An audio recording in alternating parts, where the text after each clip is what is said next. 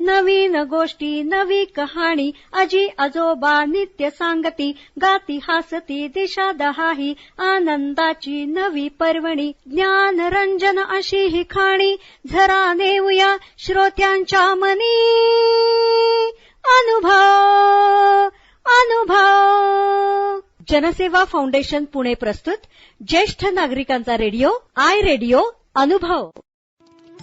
राष्ट्रीय समाज रक्षा संस्था, सामाजिक न्याय व सबलीकरण मंत्रालय, भारत सरकार, मीडिया फॉर कम्युनिटी फाउंडेशन पुरस्कृत ज्येष्ठ नागरिकांसाठीचा आय रेडिओ अनुभव. प्रकल्प समन्वयक डॉक्टर आर श्रीधर आणि आलोक वर्मा. रेडिओ समन्वयक पूजा मुरादा, कौशल्या आणि साई सुधा. ज्येष्ठ नागरिकांच्या समस्या, प्रश्न आणि मार्गदर्शन यासाठी टोल फ्री एल्डर लाईन क्रमांक 14567 म्हणजेच 14567 यावर सकाळी 8 ते रात्री 8 या दरम्यान संपर्क साधावा. आमचा टोल फ्री क्रमांक पुन्हा एकदा ऐका.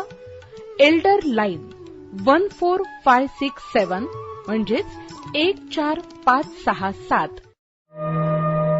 नमस्कार श्रोतेहो, आपण ऐकत आहात जनसेवा फाउंडेशन पुणे प्रस्तुत आय रेडिओ अर्थात ज्येष्ठ नागरिकांचा रेडिओ अनुभव. आज आपण ऐकूयात फेस्कॉम महाराष्ट्र याचे अध्यक्ष अरुण रोडे यांनी कायदा आणि व्यवहार या विषयावर सांगितलेली माहिती. ऐकूयात कार्यक्रमाचा भाग दुसरा. आम्ही जेव्हा विषय सांगतो ना, मी म्हटलं ना, अरे कायद्यामध्ये 7 प्रकरण आहे, मग ते आमचे प्रशिक्षण, अरे कुठले 7 प्रकरण आहेत, मग आम्ही त्यांना सांगतो. पहिलं आहे प्रारंभिक, दुसरं आहे आई वडील आणि ज्येष्ठ नागरिकांचा चरितार्थ, तिसरं आहे वृद्धाश्रमांची स्थापना, चौथं आहे ज्येष्ठ नागरिकांच्या चिकित्सेसाठी सहाय्य, 5वं प्रकरण आहे ज्येष्ठ नागरिकांचे जीवन आणि संपत्तीचे संरक्षण, आणि 6वं आहे अपराध आणि विचारणा या संबंधी प्रक्रिया, आणि शेवटचं आहे संकीर्ण. आता हे 7 प्रकरण झाले.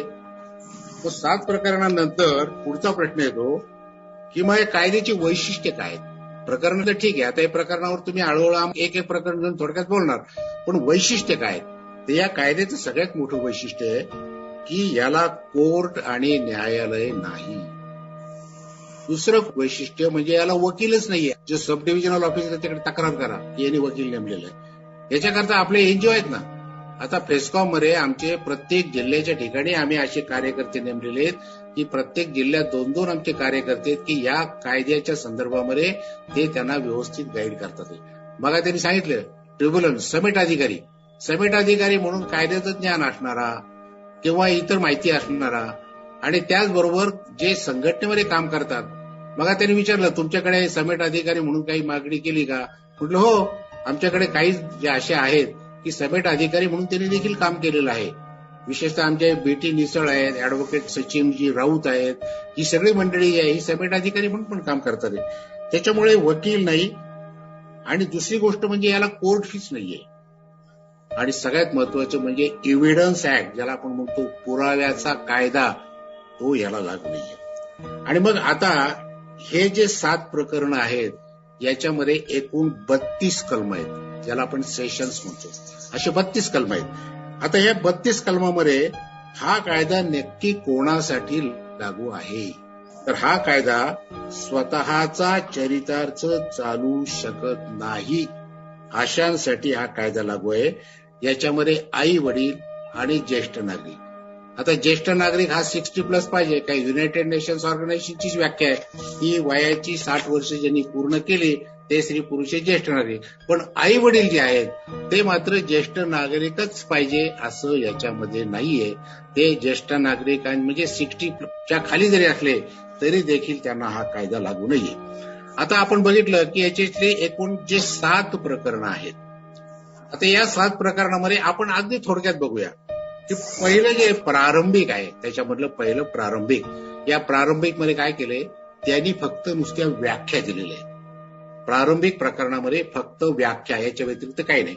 मग आता व्याख्या काय आहे, तर सगळ्यात पहिली व्याख्या म्हणजे चाइल्ड म्हणजे बालक. आता सर्वसाधारणपणे आपल्याला चाइल्ड आणि बालक किंवा पाल्य म्हटलं की 18 वर्षाच्या खालील जो सज्ञान झालेला नाही, ज्याला अजूनही व्होटिंगचे राईट्स नाहीत, अशा प्रकारे आपण ती व्याख्या आपल्या डोक्यात पक्की बसलेली आहे. पण या कायद्याच्या माध्यमातून चाइल्ड किंवा बालक म्हणजे 18 वर्षाच्या वरील अशा पद्धतीने आहे. हे आता जे नवीन अमेंडमेंट 2019 मध्ये झाले त्याच्यामध्ये जे काही बदल झाले त्याच्यामध्ये त्यांनी जे अज्ञान पालक आहेत त्यांना सुद्धा धरलं. कारण अज्ञान पालकाचा जो पालन करता आहे तो त्याच्या संपत्तीचे तो सज्ञान होईपर्यंत सुरक्षा किंवा त्याचे देखरेख करण्याचं काम त्यांच्याकडे आहे. त्याच्यामुळे त्यांना सुद्धा त्याच्यामध्ये आता घेतलेला आहे. निर्वाह चरितार्थ हा जो दुसरा भाग आहे याच्यामध्ये अन्न, वस्त्र, निवारा, आरोग्य आणि उपचार या सगळ्याचा समावेश हा निर्वाह भत्ता कशा करता, तर त्याला अन्न, वस्त्र, निवारा, आरोग्य, उपचार या सगळ्यांसाठी जे काही मिळणार आहे निर्वाह भत्ता आणि चरितार्थासाठी त्याचा आहे. ज्येष्ठ नागरिक ही पुढची व्याख्या आहे. ती अगदी आता जगजाहीर झाली. युनायटेड नेशन्स ऑर्गनायझेशननी 60 वर्ष पूर्ण केली ते ज्येष्ठ नागरिक. 1999 मध्ये भारत सरकारने धोरण तयार केलं ज्याचं 60 वय तो ज्येष्ठ नागरिक. 2004 14 जून 2004 ला महाराष्ट्र सरकारने अखर्चिक बाबीवरचं धोरण जाहीर केलं. महाराष्ट्र सरकारने 2004 नंतर अजूनही खर्चिक बाबीचं धोरण जाहीर केलेलं नाही. अखर्चिक बाबीचं धोरण आहे आणि त्याच्यातही क्लायमॅक्स 2013 30/9/2013 ला पृथ्वीराज चव्हाण साहेब असताना ज्येष्ठ नागरिकांचं धोरण 2013 ला केलं. त्याच्यामध्ये त्यांनी व्याख्याच बदलून टाकली. ज्यांनी वयाची 65 वर्ष पूर्ण केलं तो ज्येष्ठ नागरिक. म्हणजे पहा ती 60ची व्याख्या कुठे गेली. आणि मग त्याच्याकरता परत फेस्कॉमने ज्यावेळेला निषेध मोर्चे काढले, मूक मोर्चे काढले, धरणं आंदोलन केलं, लाक्षणिक उपोषण केले, प्रेस कॉन्फरन्स घेतल्या, धरणं आंदोलन केलं आम्ही. 27 जून 2019 ला आझाद मैदानावर मुंबईला 5,000 ज्येष्ठ नागरिक संपूर्ण महाराष्ट्राच्या कानाकोपऱ्यातून आले होते. गडचिरोली, गोंदिया, चंद्रपूर कुठून आले होते. विशेष म्हणजे संध्याकाळी 6 वाजेपर्यंत आमचं निवेदन घ्यायला मंत्रालयातला साधा शिपाई सुद्धा आला नव्हता. नंतर आमचे अण्णासाहेब टेकाळे आणि तिथले आमचे विजय औंधे यांच्यामुळे तिथले महेश कुडाळकरजी आमदार जे होते शिवसेनेचे ते आले. 6 वाजता आम्ही त्यांना निवेदन दिलं. दुसऱ्या दिवशी विधानसभेमध्ये त्यांनी ते संपूर्ण त्याचा उहापोह केला. तर सांगायचं कारण की 60+ ही जी व्याख्या आहे ती नंतर 2018 मध्ये ज्या वेळेला महाराष्ट्र शासनाने सर्वसमावेशक धोरण या गोंडस नावाखाली जेव्हा धोरण जाहीर केलं ते पण म्हणजे अखर्चिक बाबीच होतं. खर्चिक बाबीला अजून हातच लावलेलं नाही त्याने. आणि मग त्याच्यामध्ये त्यांनी ती जी 65ची व्याख्या होती ती परत 60 वर आणून टेकवली. तेवढाच फक्त एक म्हणजे आमचा एक सुखद क्षण आम्हाला मिळाला की चला आपण काहीतरी केलं, त्याचा परिणाम थोडासा झाला. त्याच्यामुळे ज्येष्ठ नागरिकांची व्याख्या ही 60+ आहेच आहे. फक्त आई वडील मात्र 60च्या खाली असले तरी त्यांना तो निर्वाह भत्ता मिळाला ते पात्र आहे. पुढचं जे प्रकरणातले आहे प्रारंभिक मध्ये न्यायाधिकरण. न्यायाधिकरणाची व्याख्या देताना त्यांनी म्हटलंय निर्वाह न्यायाधिकरण कलम 7 नुसार स्थापन केले जाईल. आणि मालमत्तामध्ये स्थावर जंगम सर्व वडिलोपार्जित स्वकष्टार्जित शेअर्स, मुदत ठेव पावत्या या सगळ्याचा समावेश हा मालमत्तेमध्ये होतो. वेलफेअर म्हणजे कल्याण. मग यांनी सांगितलं विरंगुळा केंद्र वगैरे जे आहे ते वेलफेअर मध्ये येतं. तर हा पुढचा भाग झाला. आणि श्रीपाद गोरे नावाचे ग्रस्त आहेत वाकडचे. ते म्हणाले त्यांनी मला सर कालच मला प्रश्न विचारला की मी अविवाहित आहे. मग अशा परिस्थितीमध्ये या कायद्याच्या माध्यमातून मला काय उपयोग होणार आहे.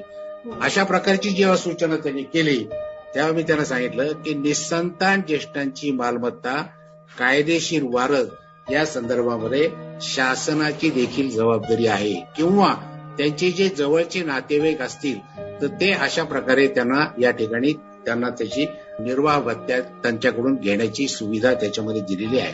म्हणजे प्रारंभिक मध्ये सर्वसाधारणपणे अशा 8 प्रकारच्या व्याख्या या कायद्याच्या माध्यमातून दिलेल्या आहेत. आता हे दुसरं जे प्रकरण आहे हे मात्र सगळ्यात महत्वाचं आहे. आई वडील ज्येष्ठ नागरिकांचा चरितार्थ. आणि यामध्ये आई वडील आणि त्यांचा जो चरितार्थ आहे त्याच्याकरता विहित नमुन्यामध्ये निर्वाह भत्ता मागणी अर्ज हा करावा लागतो. तर स्वतः करू शकतो किंवा अर्जदार जर निरक्षर असेल तर त्याच्या वतीने कोणीही अर्ज हा करू शकतो. अथवा 1860च्या कायद्याने नोंदणीकृत संस्था जशी फेस्कॉम आहे, आमची पब्लिक ट्रस्ट ऍक्ट 1950 आहे, सोसायटीज ऍक्ट 1860 आहे आणि अशा अनेक संस्था आहेत की त्या संस्थांच्या माध्यमातून त्या संस्था अर्ज करू शकतो. तसेच न्यायाधिकरण सुमोटू पद्धतीने स्वतःच्या अधिकारातही अर्ज करू शकतात. अशा ह्या एकंदरीत अर्ज करण्याची प्रोसिजर जी आहे ती या कायद्यात दिलेली आहे. आता याच्यामध्ये अर्ज जो करणारा असतो ना त्याला म्हणतात पहिली पार्टी, म्हणजे तो असतो वादी. आणि निर्वाह भत्ता ज्याला द्यायचा आहे ती म्हणजे दुसरी पार्टी, त्याला म्हणायचे प्रतिवादी. आता या प्रत्येक तालुक्यावर निर्वाह न्यायाधिकरण स्थापित करावे आणि त्याचा जो अधिकारी आहे तो अधिकारी म्हणजे प्रांत हा प्रसिद्ध अध्यक्ष आहे, ज्याला आपण म्हणतो सब डिव्हिजनल ऑफिसर. तर याच्याकडे हे निर्वाह भत्त्याचे असतं. आता यांनी अर्ज केल्यानंतर त्या अर्जामध्ये जर काही त्रुटी राहिल्या तर त्या दुरुस्तीसाठी अर्ज पाठवतात. अर्जात काही त्रुटी राहू शकतात. अर्ज कोठेही एसडीओ कडे पाठवता येतो. तुम्ही जिथे कुठे राहता त्या ठिकाणी, त्या तालुक्याच्या ठिकाणी, जिल्ह्याच्या ठिकाणी जे काय असेल त्या ठिकाणी करू शकता.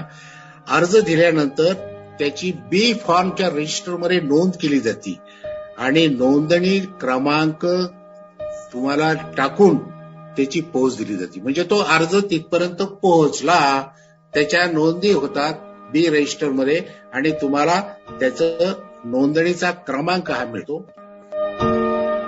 आत्ताच आपण फेस्कॉम महाराष्ट्र याचे अध्यक्ष अरुण रोडे यांनी सादर केलेला कायदा आणि व्यवहार या कार्यक्रमाचा दुसरा भाग ऐकलात. अशाच माहितीपूर्ण कार्यक्रमांसाठी ऐकत रहा जनसेवा फाउंडेशन पुणे प्रस्तुत आय रेडिओ, अर्थात ज्येष्ठ नागरिकांचा रेडिओ अनुभव आय रेडिओ.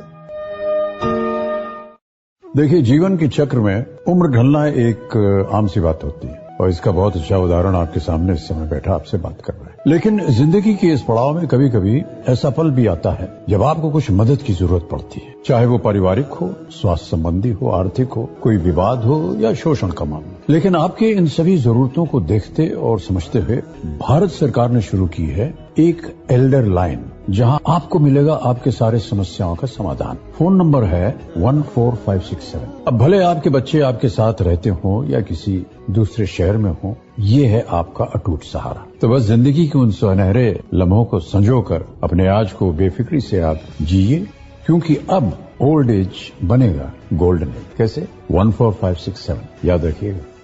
नवीन गोष्टी नवी कहाणी आजी आजोबा नित्य सांगती गाती हासती दिशा दहाही आनंदाची नवी पर्वणी ज्ञान रंजन अशी ही खाणी झरा नेऊया श्रोत्यांच्या मनी अनुभव अनुभव. जनसेवा फाउंडेशन पुणे प्रस्तुत ज्येष्ठ नागरिकांचा रेडिओ आय रेडिओ अनुभव.